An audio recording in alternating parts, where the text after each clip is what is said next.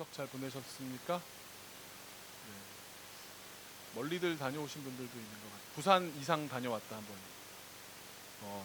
부산, 광주, 제주 정도. 네. 지난주는 오히려 추석 같지 않고 오늘이 더 추석 같이 많이들 원근 각처로 떠나신 줄로 압니다.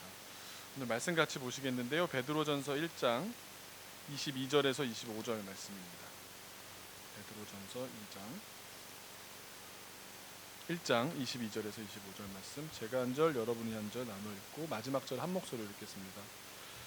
너희가 진리를 순종함으로 너희 영혼을 깨끗하게 하여 거짓이 없이 형제를 사랑하기에 이르렀으니 마음으로 뜨겁게 서로 사랑하라.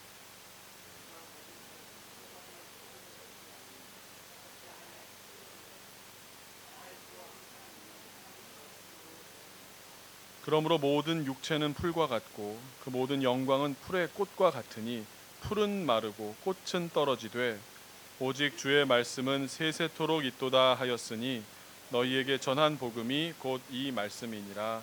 아멘. 네, 오늘이 10월 8일입니다. 10월의 두 번째 주일인데요.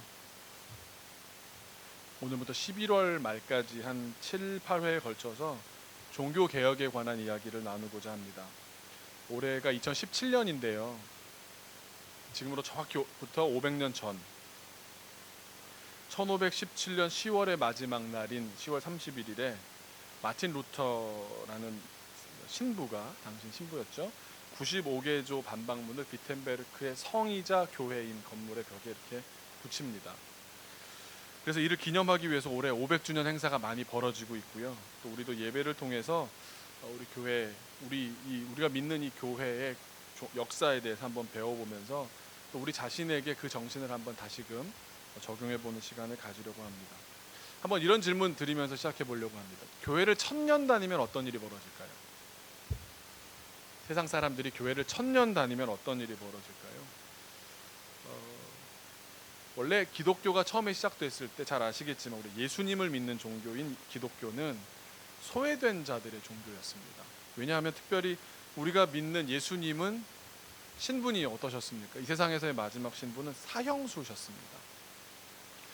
제자들은 역시 그 예수님을 따랐다는 이유로 도망자 신세였습니다. 그러다 보니까 예수님께서 돌아가시고도 한 300년 가까이는 드러내놓고 믿을 수가 없었습니다. 숨어서 믿는 종교였고 심지어 믿는다는 이유로 순교를 당해야 하기도 했습니다.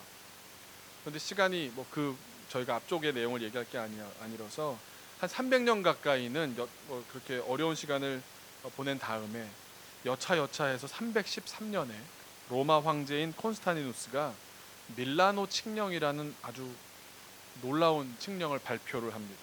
그게 내용이 뭐냐 하면 이제 기독교는 공인되었다라는 겁니다. 당대 세계 질서를 주름잡았던 그 중앙에 있었던 로마에 대해서 이 기독교가 정치적으로 완전히 역전승을 거두는 놀라운 역사적 사건입니다. 그런데 말입니다. 그 이후로 종교개혁의 흐름이 생겨난 1400년까지 무려 1000년이 넘는 긴 시간 동안 교회랑 국가는 어떻게 되었을까요? 한번 먼저 도표를 제가, 원래 이런 내용은요, 이게 강의에 가깝기 때문에 이렇게 졸 확률이 굉장히 높습니다. 그래서 졸음 방지 차원에서 많은 장치를 제가 해놨거든요.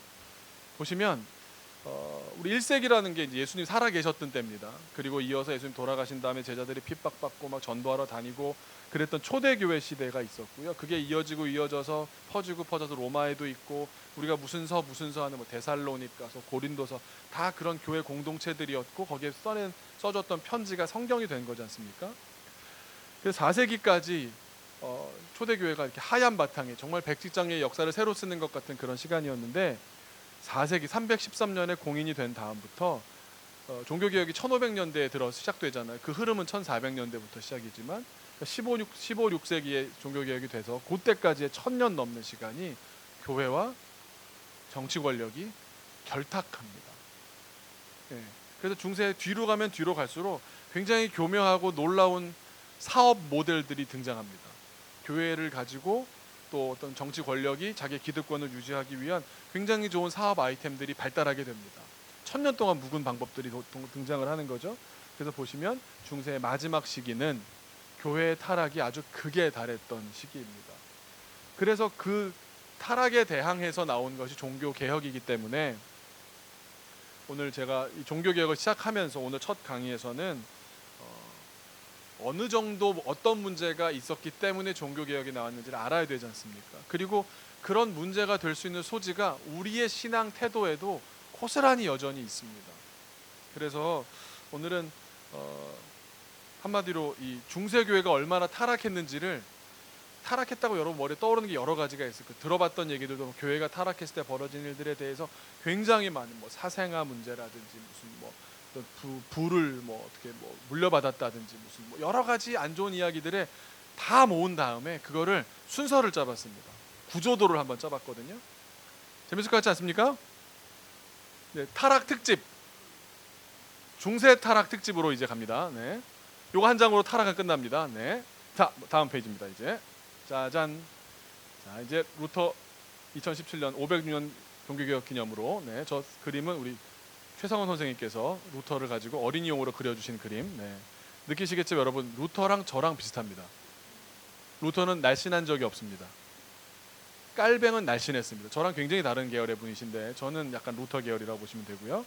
로스가 약간 깔뱅 계열이다, 이렇게 허리 23 뭐 이런 사람들 있지 않습니까? 남자라고 볼 수 없는 그런 사람들. 네, 하여튼 잘 먹고 잘 놀고 하여튼 잘 살고 뭐 사람들 만나는 거 너무 좋아하고 하나님 막 열정적으로 사랑하고 뭔가 한 사람이 한 열일하는 그런 종류의 사람이었거든요. 자, 이 중세 타락을 얘기하기 위해서 사람들이 그냥 피부로 느껴지는, 아 이거 아닌데, 이거 아니 천년을 믿은데 어떻게 이런 일이 벌어질 수 있지? 라는 중세에 많이 있었던 폐단 한 4가지를 먼저 말씀드리고자 합니다. 처음 하나 보여줘 보세요. 교회를 1000년 동안 다녔는데요, 미신이 많아요. 이상하지 않습니까? 교회를 1000년 동안 다녔다니까요. 전 유럽이 1000년 동안 교회를 다녔는데 미신이 많습니다. 여러분 유럽의 성당을 가보시면요, 이렇게 사탄 같은 애들이 있는 것 같아요. 이렇게 이빨 이렇게 하고 있는 애들, 고블린이라고 하는데 이런 애들 그거 되게 좋아해요. 유럽의 애들 데려가면은요, 뭐 교회 멋있는 성당의 건축적인 거 이런 걸 보는 게 아니라 거기 처마 끝에 달려 있는 고블린 상을 사요. 너무 멋있다 이러면서. 요즘 애들 그게 더 멋있나 봐요. 네, 그게 뭔지 아세요? 원래 건축적인 용도는 뭐냐, 물바지로 해서 떨어지는 게 입으로 나오게 하는, 물 떨어지는 곳, 처마를 따라서 내려오다가 이제 물 떨어지는 공간에 그렇게 고블린이 있는 건데 그게 미신이에요. 성경적인 근거가 없습니다. 교회에 미신 부적 같은 거예요, 일종의. 그러니까 교회 건물 안에도 이미 미신적인 요소가, 중세 지어졌던 건물엔 고스란히 지금도 남아 있습니다. 1000년 믿었는데요, 미신이 많습니다. 뭐 점치고요, 뭐 그런 일들이 더 비슷한 게 뭐가 있겠습니까? 여러분 아시는 거? 마녀 사냥이라고 들어보셨죠? 네. 교회의 이름으로 저 여자는 마녀다 그러고 죽여, 그럼 다 죽이는 겁니다. 나중에 뭐 폐단 같은 거 여러분 들어보셨는지 모르겠지만 뭐 상당히 인기 있는 여성들에 대해서 없애버리기 위한 좋은 방법이 당시에는, 네, 마녀 사냥이었대요. 그러니까 유럽식으로 만약에 한국 드라마를 만든다면 많이 나올 만한 소재가 저 여자를 없애버리겠어 하면 딱 좋은 게, 누명을 덮어씌우면 사람들이 종교의 이름으로 한 사람을 처단할 수 있는 굉장히 많은 잘못된 일들이 벌어졌던 게 사실입니다. 근데 마녀 사냥 뭐 이런 게 성경에 어디 나오나요? 1000년을 믿었는데 저런데 사람들이 다 부화뇌동을 해서는 그렇게 마음을 흔들려가지고 따라하는 겁니다. 또 사회적으로 어떤 문제가 있었냐면요, 부자들은 갈수록 빈익빈 부익부 현상이 벌어져서요, 부자들은 계속 더 부자가 되는 겁니다. 심지어 부도요, 참 믿을 수가 없는 정도의 사건이 어떤 게 있냐면, 교황이 세습을 해요. 여러분 말이 됩니까? 교황은 독신입니까? 결혼을 합니까? 결혼 안 하잖아요. 사생아가 여럿이 있는 거예요. 그 중에 똑똑한 아들한테 교황직을 물려주기 위해서 한 아들을 밀어줍니다. 그래서 그 아들한테 무슨 일찍 뭐 추기경 되게 해주고 뭐 돈을 벌어가지고는, 그래서 그 아들이 실제로 이어받는 일들이 중세 때 일어났습니다. 그러니까 말이 안 돼도 뭐 하나 둘이 안 된 게 아니라 두루두루 안 됐기 때문에, 네, 부자들은 그렇게 뭐 교황까지 그랬으니까 일반적으로 부자가 뭐 돈이 있는 사람들도 그 왕조를 이어가는 거고 자기 제 가문을 귀족적으로 이어가는 겁니다. 또 그런 반면에 가난한 사람들이 비참한 삶을 살아갑니다. 이런 사회적 현상이요, 비일비재했습니다. 근데 왜 이런 일이 벌어졌을까요? 한마디로 정리를 해보면 네, 이런 것의 원인은 크리스찬들이 도덕성을 상실한 겁니다. 우리가 크리스찬으로 사는 사람들인데, 내가 예수 믿는 사람들인데 내가 깨끗하게 살아야겠다는 의지 자체가 없었습니다. 그럴 필요도 없었던 겁니다. 아주 진짜 모르는 순진한 사람들 몇몇만 말씀대로 살아야겠다 이러고 있었지, 사실 그 게임에서, 그 게임이라고 본다면 그 패를 가지고 있는 사람들의 놀이에 놀아나고 있었던 겁니다. 크리스찬들이라고 하지만 도덕적으로는 형편없었던 사람들이 널렸던 상황이었습니다. 그리고 그걸 대표적인 사건이 뭐였냐면, 크리스찬들의 도덕성이 상실됐다. 여러분, 면죄부라고 들어보셨죠? 정확히는 면벌부가 더 맞는 표현인 것 같습니다. 죄를 없애주는 게 아니고 그 죄에 대한 우리가 당연히 치러야 되는 벌을 없애주는 거거든요. 그러니까 벌을 면해주는 어떤 증서를 판매한 겁니다. 그래서 고등학교 때 세계사 시간에 항상 배우잖아요. 면죄부, 반매, 90억에서 반박문, 맨날 이거 배우잖아요. 그 핵심이 이제 저기에 있는 겁니다. 근데 면죄부라는 게, 생각해 보세요. 면죄부, 면벌부를 팔 때 사람들이 어떤 신앙적으로 성숙해 있으면 그건 말도 안 돼. 지금 우리가 볼 땐 그런 걸 판다고 사요 누가? 여러분 어떻게 생각하십니까? 샀습니다. 전 재산을 들여서 샀습니다. 이게 비일비재한 일이었습니다. 한 크게는 두 가지 정도의 원인이 있는 것 같은데요. 첫 번째는 교황이요. 당시 바로 이 종교개혁이 일어나기 몇십 년 전에 어떤 일이 벌어졌냐 하면, 교황이 3명이 되는 사건이 벌어졌습니다. 한 시대에 이쪽에서 세운 교황을 인정하지 않는다고 다른 쪽에서 세웁니다. 그래서 둘 다 없어지라고 그러고서는 새로 뽑아서 3명이 됐는데 이 두 사람이 물러나질 않는 겁니다. 그러니까 아니 우리가 알기로는 교황이 그런 분이 아닌데 라고 생각했다가, 같은 시대에 교황이 3명인 일이 벌어졌다는 것은 그만큼 이것도 교황도 결국 사람일 뿐이구나 라는 것을 사람들이 알게 되기 시작하는 겁니다. 이게 부패가 극에 달하다 보니까 그런 현상적으로 벌어지는 일이 벌어진 거죠. 교황의 권위가 실추된 이유가 또 뭘까 생각해 보면, 교황뿐만 아니라 교황이 대표하는 것은 많은 성직자들이잖아요. 사제들이잖아요. 그 사제들의 사생활이 문란했습니다.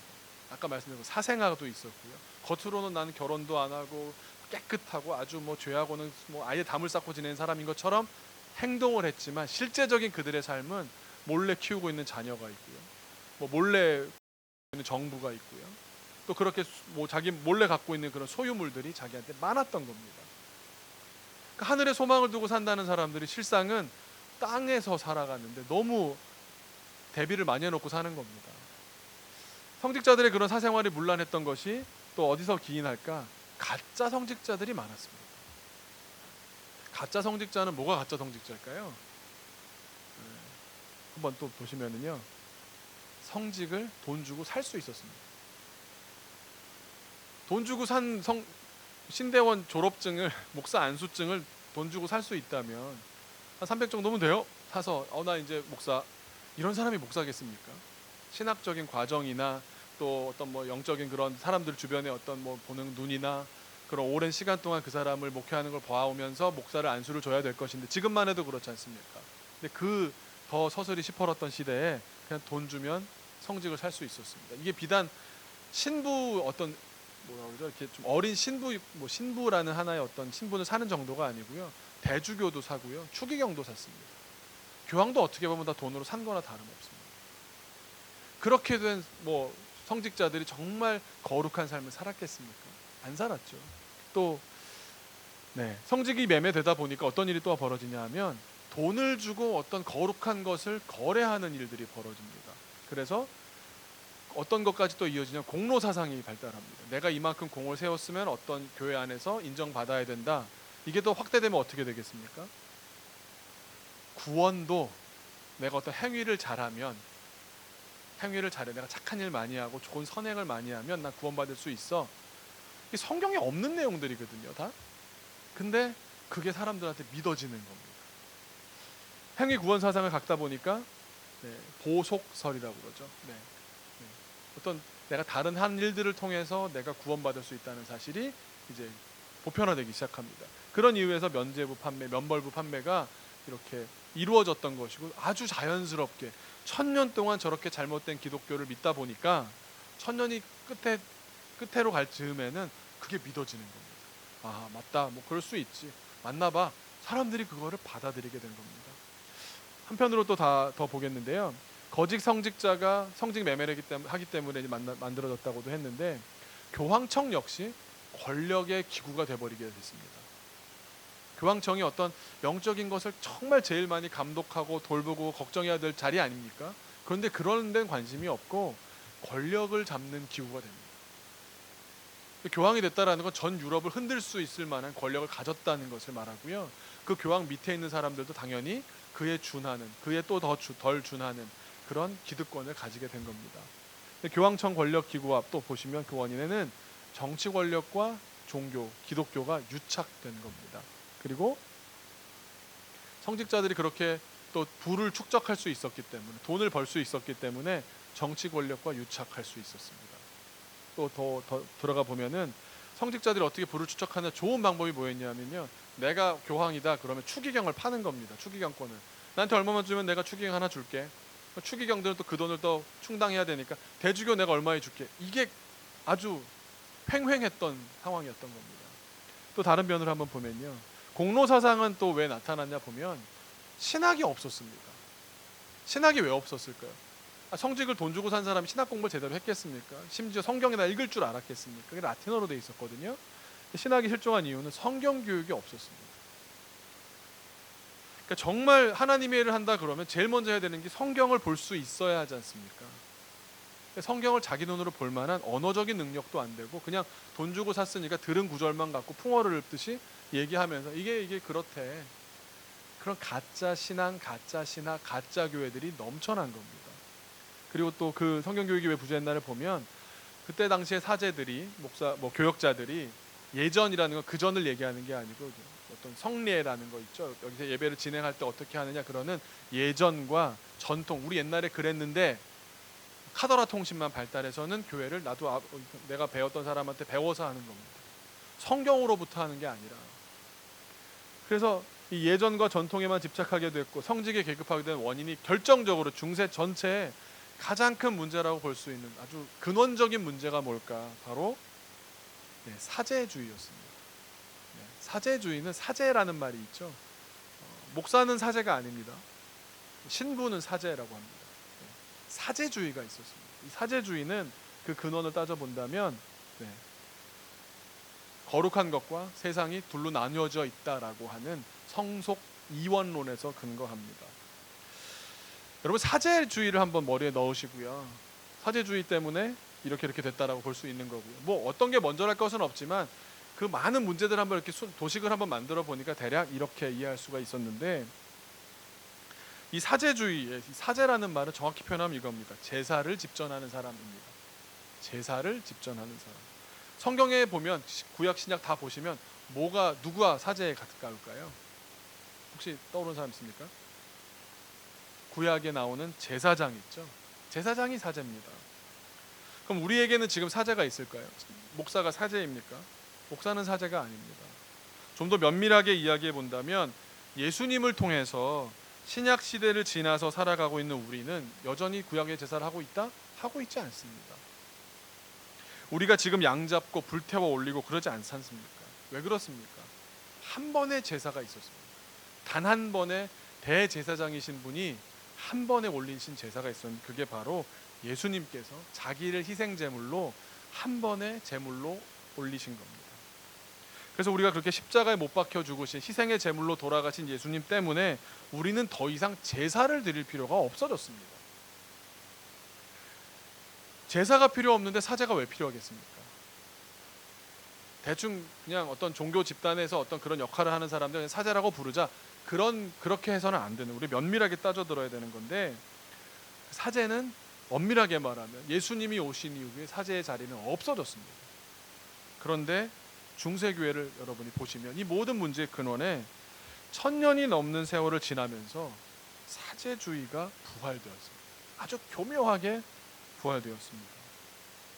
이게 부활될 수 있는 이유가 뭘까 생각해 보니까요, 성경을 잘 모르고 또 예수님께서 하신 일들을 직접적으로 내가 깨닫고 스스로 결단하지 않은 사람들에게, 혹은 기독교도가 아니었던 사람들에게도 사제주의라는 말은 되게 잘 먹힙니다. 불교에 가도 승려들이 있지 않냐고,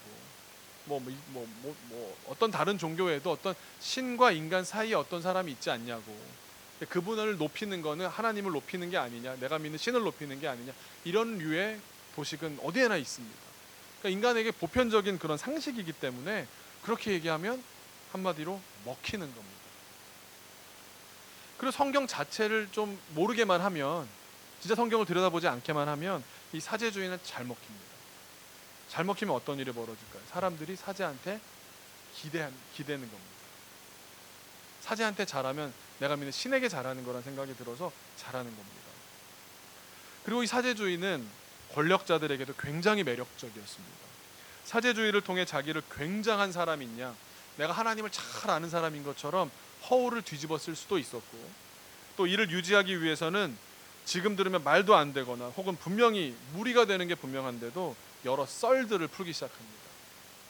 사제주의는 맞는 거야 라고 하는 말은 지금 우리가 들으면 말도 안 되지 않습니까? 그런데 그 당시 사람들이 믿게 하기 위한 다양한 이제 중세를 관통하는 여러 설들이 이제 있었던 겁니다. 하나씩 한번 볼까요?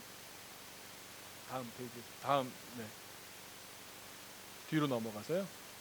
네, 그 다음, 네, 아까 1, 2, 3, 4 했던 거 있죠. 네, 윈도우님 안녕하세요. 네, 아까 만들었던, 네, 네, 교황 무호설이라고 들어보셨습니까? 자, 캐톨릭 친구들 만나면 제일 부딪히는 부분이 여기. 아직도 이걸 믿는 친구들도 있고요, 아니라고 믿는 친구도 있어요. 캐톨릭에도 이렇게 다양하게 나눠지던데요. 교황은 오류가 없다라는 소리입니다. 그러니까 사제주의를 생각해 보세요. 사제주의가 정말 공고해지기 위해서는 어때야 되겠습니까?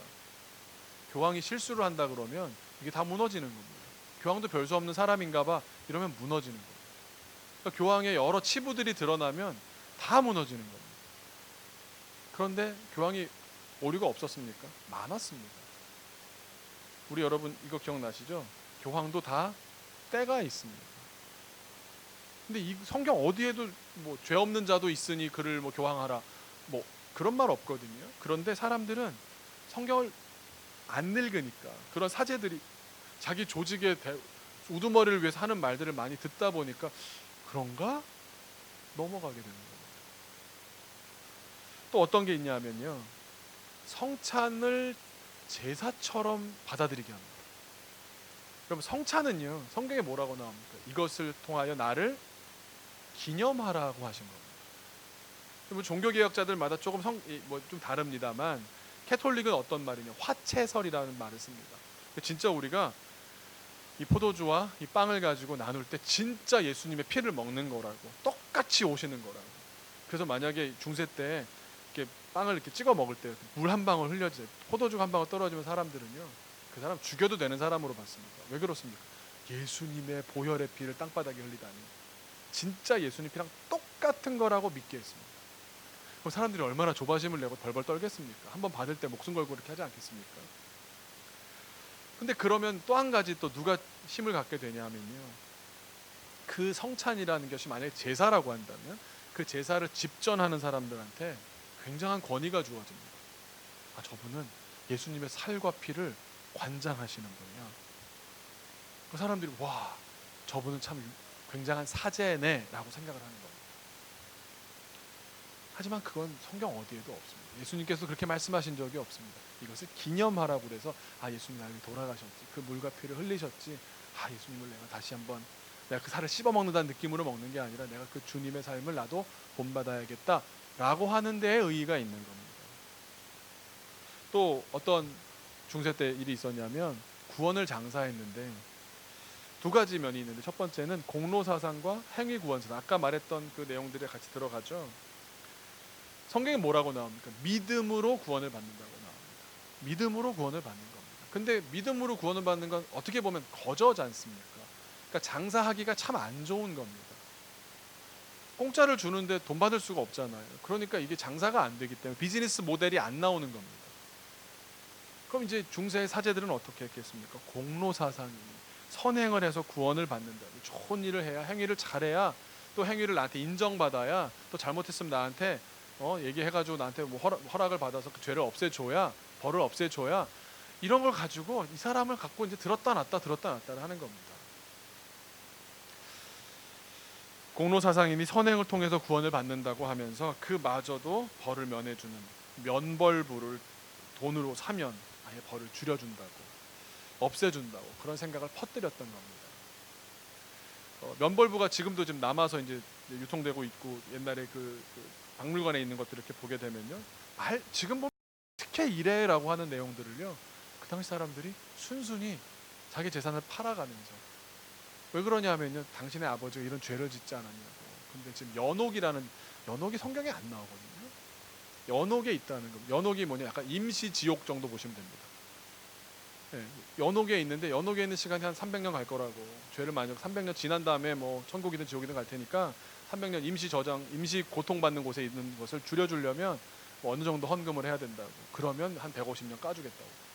이걸 사람들이 믿는 거예요. 믿게끔 했고요.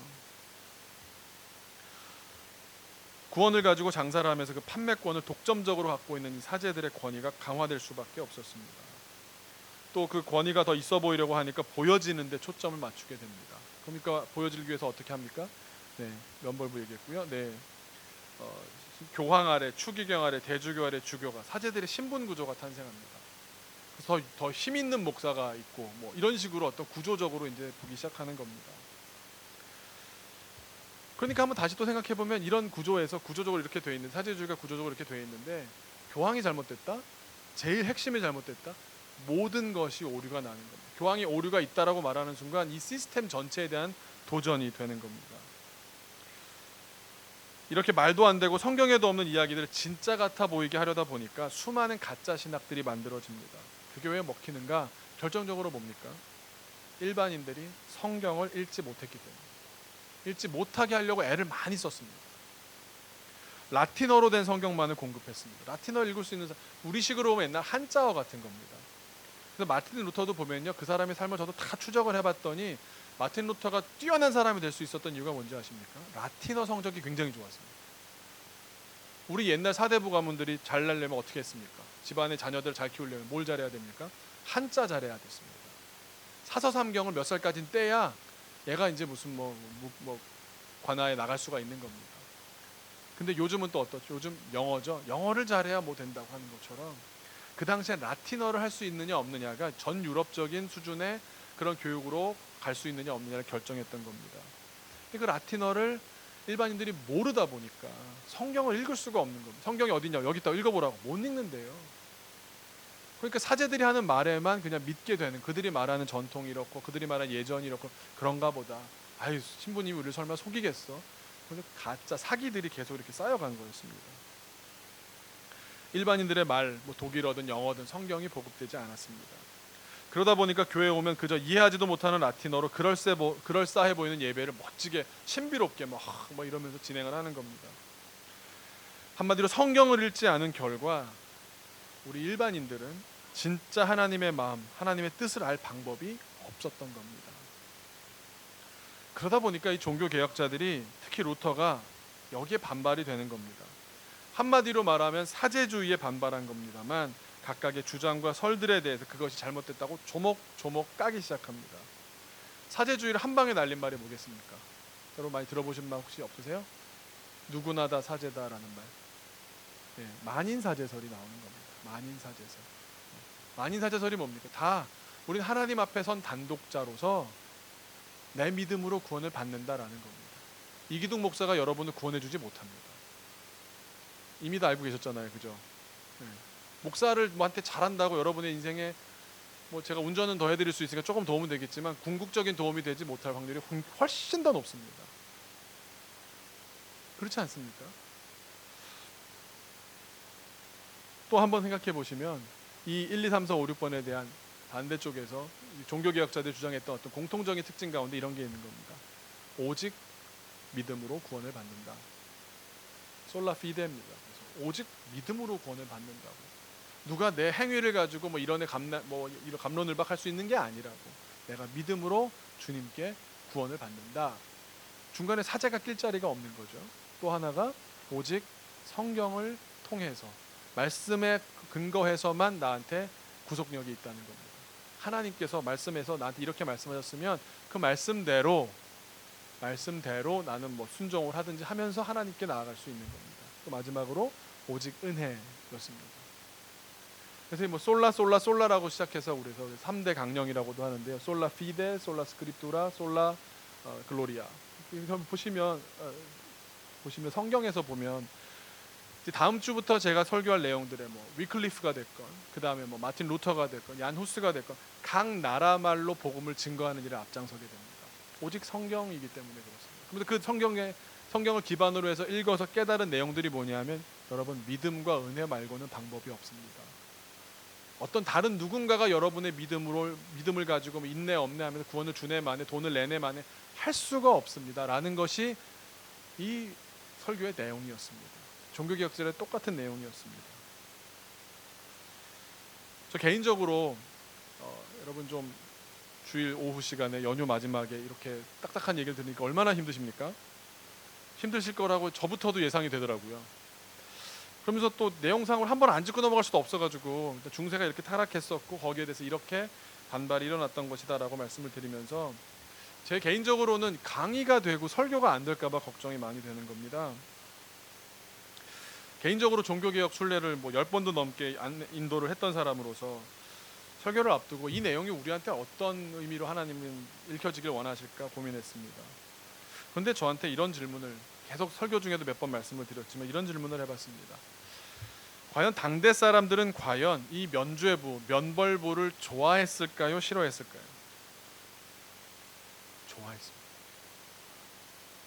좋아했습니다. 우리는 지금 그 역사를 다 지나와서 뒤에서 보면서 어떻게 이렇게 의식 있는 사람이 하나도 없어 라고 말하지만, 그 시대에 살고 있던 사람들은 물론 사제들이 여러 가지 속임수로 속였던 것도 있지만 자기도 마음으로 동의하는 부분이 있었습니다. 그것이 뭘까요? 돈이면 편한 세상이기 때문입니다. 회개하지 않아도 된다는 것. 회개를 돈으로 사는 겁니다. 회개하는 것이 어려울까요? 돈 내는 것이 어려울까요? 회개하는 게 1000배 만배 어렵습니다. 안타깝게도 인간은 돈 내는 것으로 쉽게 해결하고자 합니다. 종교개혁자들의 주장이 한마디로 뭐냐 하면, 그렇게 스스로를 속이고 회개하지 않고 하나님을 속이려 하지 말고, 물론 사람이 살다 보면 죄를 지을 수도 있지만 죄를 지었다면 성경에 기록된 대로 진정으로 회개하자는 이야기입니다.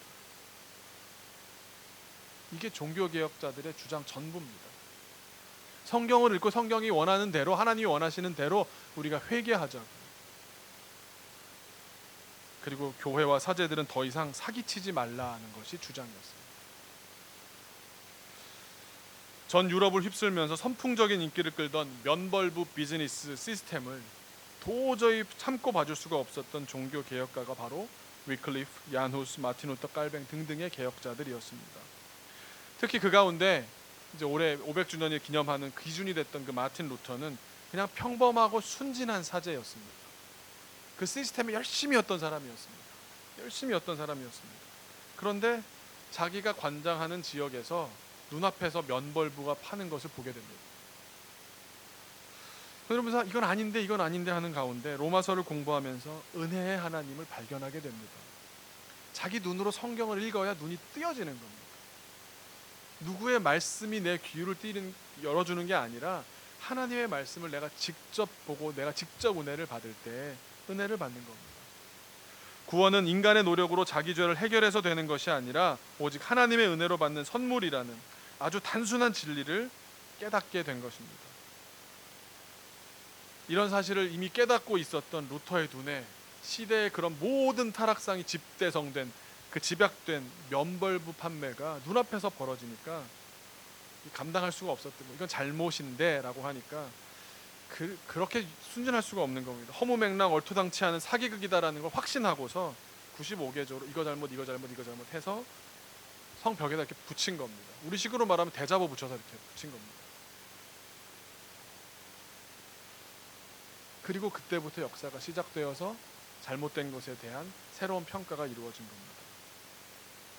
제가 오늘 이야기하고 싶은 것은 중세의 많은 교인들이 신앙과 구원을 쉽게 얻으려는 유혹에 넘어가면서 결국 타락에 이르렀다는 사실입니다. 우리 자신을 한번 돌아봤으면 좋겠습니다. 나에게는 죄를 사랑하는 마음이 없습니까? 쉽게 신앙적인 가치를 가지려는 그런 마음이 없습니까? 여러분, 신앙을 갖는다는 것, 정말 하나님의 구원을 누린다는 것, 거저 받는다고는 하지만 쉬운 것은 아닙니다. 내가 진정한 회개가 선결돼야 되기 때문입니다. 죄에 대해서 정말 끔찍하게 힘들어하는, 정말 1%라도 더 죄 안 짓고 살려고 애쓰는 모습이 반드시 수반되어야 하는 겁니다.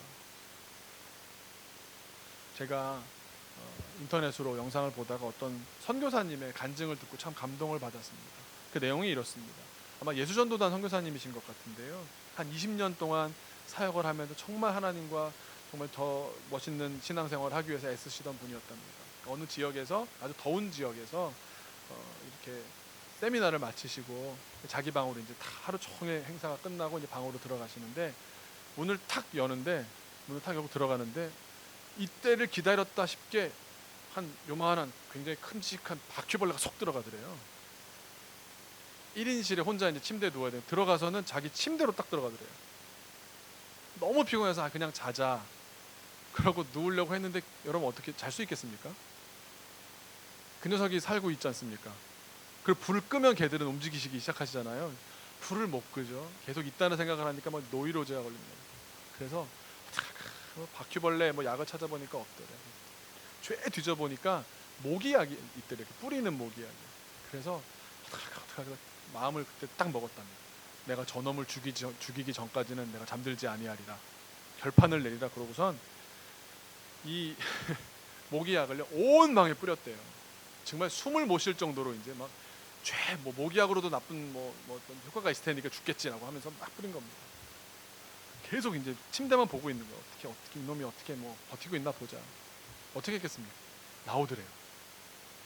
딱 봤는데 장롱으로 들어가더래요. 장롱 쪽에 또 엄청나게 살포를 한 겁니다. 그리고 막 장롱을 흔들고 불편하게 만들고 불을 계속 켜놓고 막 비추고 막 별일을 다 한 거예요. 그랬더니 이놈이 나오는데, 나와서 이번에 어떤 박스로 들어가더래요. 잘 됐다 싶어가지고 박스를 들고 나와가지고 바닥에 내팽개치면서 어떻게 했겠습니까? 네? 어떻게 했겠어요? 다 똑같잖아요. 우리 그냥 안녕히 가세요 그럴 리는 없지 않습니까? 약에 취한 이 바퀴벌레가요, 아주 느리막하게 느지막하게 이렇게 막 나오더래요. 막 밟아 죽이셨나 봅니다. 이러고서 이제 돌아가는데 순간 확 하나의 마음이 생겨갑니다. 나는 바퀴벌레를 미워하는 것만큼 죄를 미워했던가? 나는 죄에 대해서는 너무 관용했었으면서, 죄가 이 안에 들어 얼마든지 살 수 있는 환경을 잘 제공해 놓고서 내 내면은 그러면서 겉으로는 무슨 사역을 한다, 말씀을 전한다, 전도를 한다, 성경 말씀에 대해서 해석을 한다. 자기가 너무 이율배반적이다라는 게 느껴지더랍니다. 여러분, 종교개혁은 그 당시 사람들만의 문제라고 생각하십니까? 우리 안에도 여전히 죄인으로 더 많은 사기를 치고 죄를 지을 수 있는 가능성이 농후하게 남아있어요. 우리 내면은 죄가 들어와 살기에 너무 좋은 환경을 제공하고 있지 않습니까? 제가 이 떼수건을 사용해봤습니다. 근데 재밌는 게, 사용하고 나서 이게 완전히 말릴 수가 없잖아요. 깨끗하게 이렇게 해놓고서 이렇게 놨더니 물이 계속 있다 보니까 여기 인쇄된 부분이요, 부풀더라고요. 해보셨어요 벌써?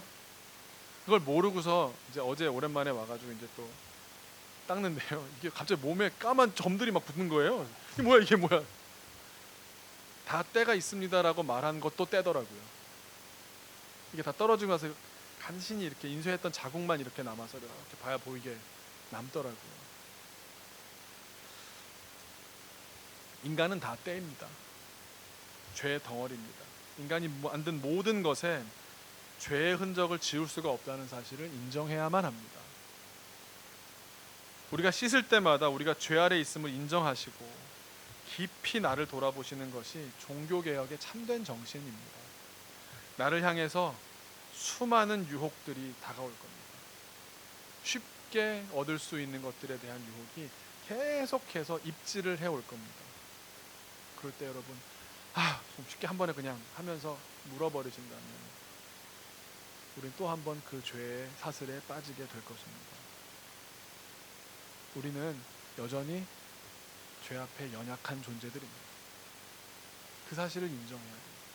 거기서부터 시작하는 것이 중요합니다. 중세의 많은 사람들은 나는 죄 안 짓고 살 수 있다라고 말했습니다. 그들이 사기를 치기 시작했고, 그게 교황이었고, 그게 사제들이었고, 오히려 믿을 만한 사람한테 사기를 당한 수많은 선량한 사람들까지 온 시대가 타락하게 되는 결과로 이끌고 말았습니다. 여러분, 우리가 종교개혁의 시간을 준비하면서 저는 이걸 준비했었는데, 이 메시지를 한번 깊이 깨달으시기 바랍니다. 우리 모두, 특히 나는 때가 있습니다. 그래서 1%라도 더 진실해지기 위해서, 1%라도 더 죄짓지 않기 위해서, 하나님과 나를 그렇게 갈라놓는다고 죄는 나쁜 거라고 얘기하면서 죄에 대해서 그렇게 관용했던 내가 개혁된다면 종교개혁의 참된 가치를 살아내는 우리가 될 줄로 믿습니다. 같이 기도하겠습니다. 주님, 우리 안에는 선한 것이 하나도 없습니다. 주여, 우리의 마음을 돌보아 주시고 바라봐 주시고, 이 시간 고백하오니 주님, 저는 죄인입니다. 죄 앞에 연약한 존재입니다. 또 죄를 지을 수밖에 없고, 제가 죄를 극복했다고 하지만 제 힘이 아니라 오직 예수님께서 십자가를 지심으로, 그 예수님께 내가 기댐으로 나도 그제서야 죄를 극복할 수 있는 것을 고백합니다. 주님께 기대고 주님께 고하고 주님의 손을 붙잡고 주님께서 승리하실 때 함께 승리할 수밖에 없는 죄보다 작은 존재, 하지만 주님과 함께라면 죄를 이겨낼 수 있는 존재임을 고백하시기 바랍니다. 우리 이 시간 다 같이 하나님 앞에 나의 부족함을 고백하면 좋겠습니다.